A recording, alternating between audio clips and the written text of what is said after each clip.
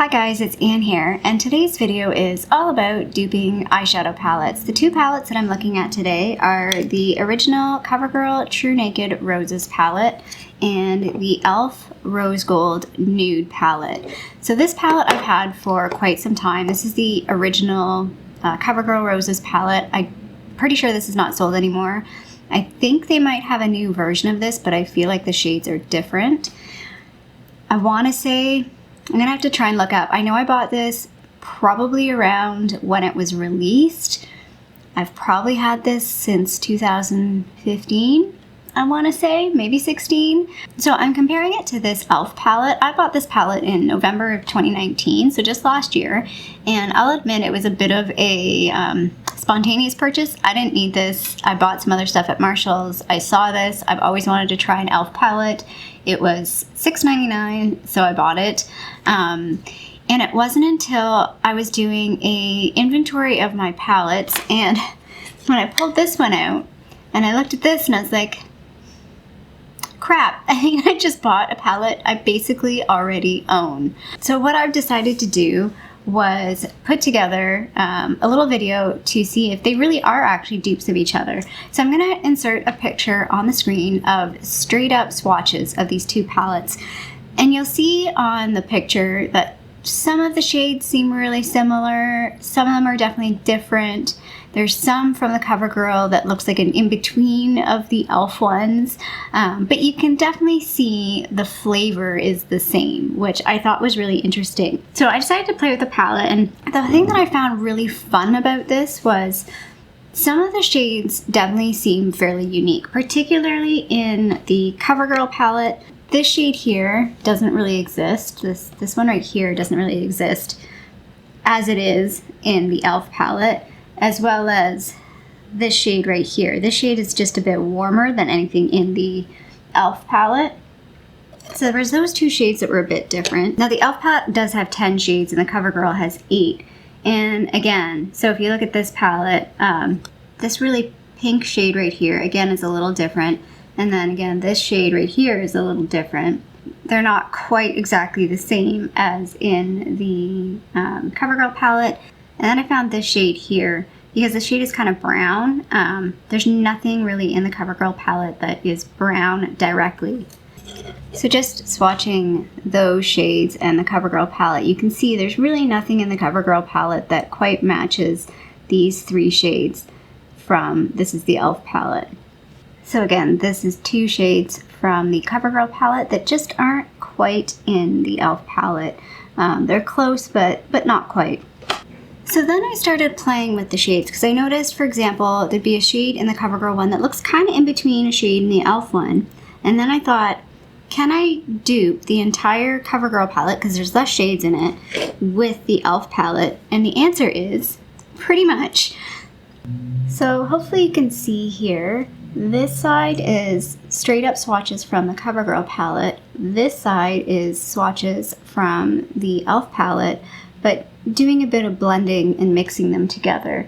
So for example, first shade and the last shade are basically straight up swatches. So this is Covergirl last shade, and this is e.l.f. last shade, Covergirl last shade, and this is the e.l.f. last shade. But hopefully you can see there, I pretty much could dupe the Covergirl palette by blending different shades in the e.l.f. palette.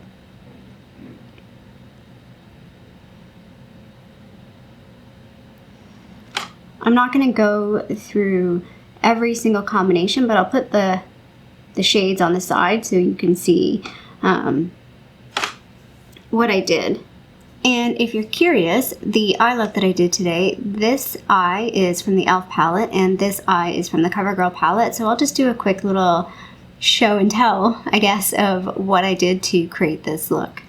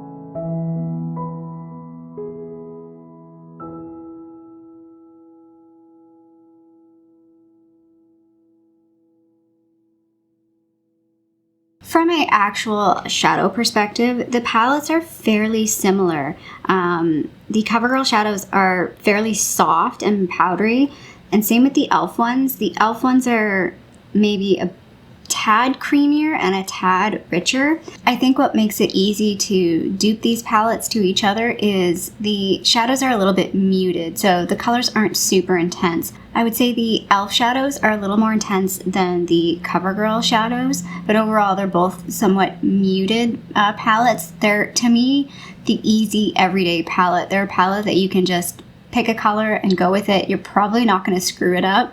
It's not so intense that you can be intimidated by either palette. So looking at these two palettes exclusively, if you already have the CoverGirl one, you don't need the e.l.f. one. If you don't have the CoverGirl one and you always wish you had the CoverGirl one, you can buy the e.l.f. one and dupe it. So that's pretty cool because I'm pretty sure you can't buy that CoverGirl palette anymore. I think the thing that I've learned out of this is it's pretty interesting with a little bit of creativity to see what you can and can't dupe. So within your own collection, how many dupes do you actually have? And it may not be a shadow straight up. There may be some obvious ones, like again, beiges and browns are pretty much dupes of each other, but there may be a shadow in your collection that you think is entirely unique. However, if you look at maybe a couple other shadows and pull them together, they may be a pretty close match to that unique shadow. The only shadows that I think I can probably not dupe are my Cliona shadows. They are very unique to me in my collection. The other thing that would be really interesting with this is, given current climate, I think most of us are probably not buying new makeup. I'm certainly not buying any new makeup anytime soon. So it'll be interesting to maybe try and dupe my existing collection with something that was recently released that I haven't purchased. A really good website to do that with is Temptalia's website. She has swatches of pretty much everything. So if you don't have a palette but you want to see if you have dupes of that palette, I would suggest taking a look at her website, or again looking at some people's videos of a particular palette that you're interested in, and then looking at your own collection and trying to dupe based on their pictures and your own palette. So yeah, I encourage you to try this exercise. I was pleasantly surprised at how I was actually able to dupe one entire palette from the other palette, even though on first blush the swatches were similar, but not exactly identical. So it was a pretty fun exercise and pretty fun to play with. I was pleasantly surprised, although slightly annoyed at myself because yes, I basically bought a dupe of my own palette, which was very silly. Anyway, I hope you liked this video. If you did, feel free to give it a little thumbs up down below. If you haven't already, I would love it if you did subscribe to my tiny little channel here in Toronto, Canada. I hope you have a fabulous day, and I'll see you sometime soon. Bye.